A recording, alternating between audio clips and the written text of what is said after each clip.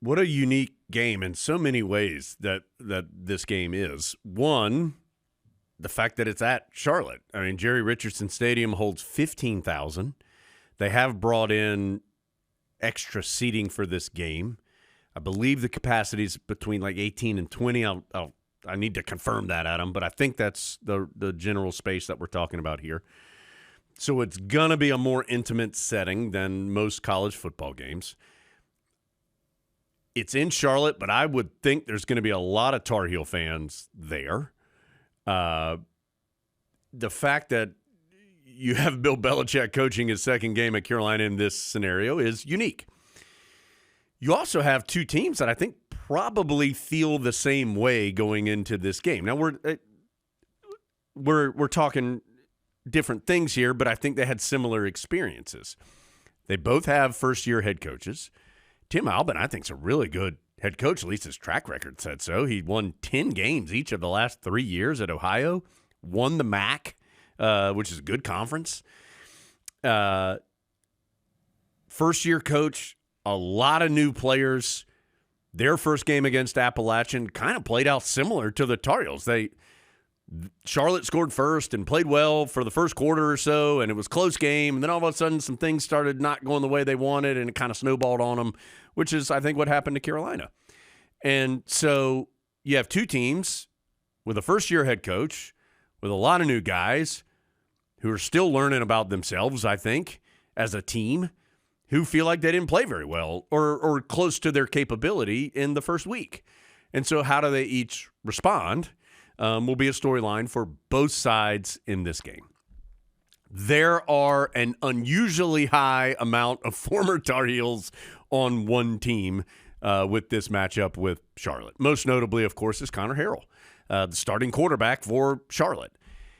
Started a couple of games for Carolina last year. His most extensive action, ironically enough, was against Charlotte, where he started and played the entire game, or most of the game. Jacoby Criswell did come in at the end, but Harrell threw for 2 touchdowns, rushed for a touchdown. Carolina won that game 38-20. Charlotte scored late to make that score a little closer than it probably was as far as the flow of the game. But so you have Harrell, who, first of all, first-class kid, nice guy, but is going to have some motivation to play the Tar Heels.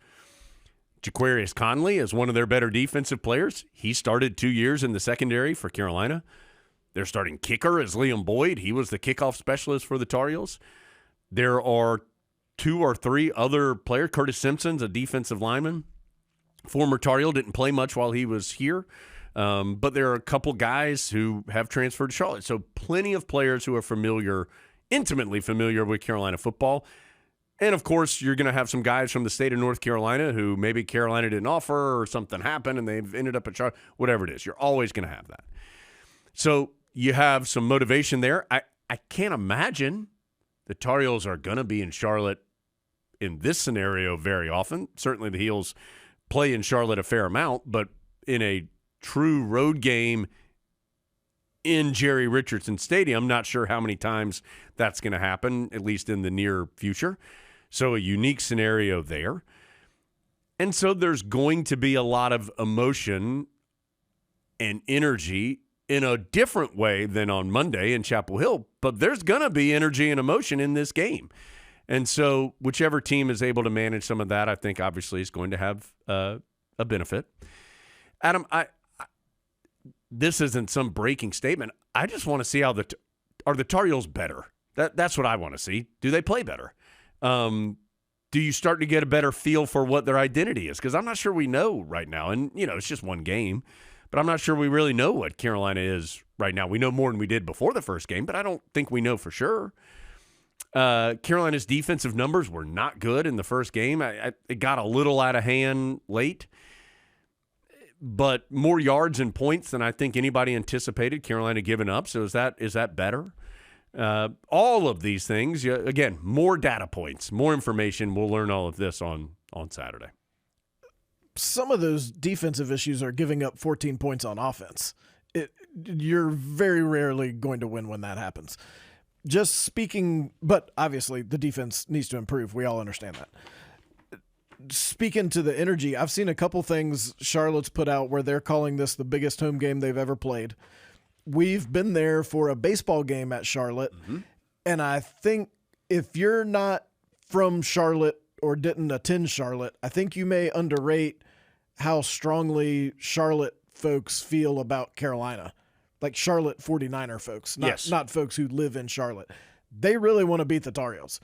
So if you allow them to build any momentum at all early, they're completely capable of carrying that for 3 hours and making it an uncomfortable Saturday night. So I think the task will be, and our guest today, Jordan Shipp, he understands this. You got to play hard right from the beginning and put them away, because if you let them hang around, they've got enough juice in this game to make it something you don't want. On paper, the Tar Heels are a better team, but every year somebody gets got in a game like this where they go on the road to somewhere where they wouldn't normally go and things get iffy, and Carolina doesn't want to be that team. Charlotte actually gave up more yards than the Tar Heels did in the first week defensively. They gave up 586 yards to Appalachian, 404 of them through the air. So had some struggles there. We'll see how relevant that is coming up. Neither of these teams ran the ball very well. Carolina only rushed for 50 yards against TCU. Charlotte was at 76. So I'm going to guess they'd both like to do better than that moving forward. So interesting matchup for sure, and an important matchup.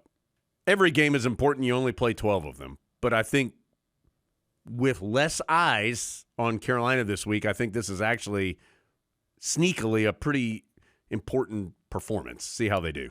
See how they look.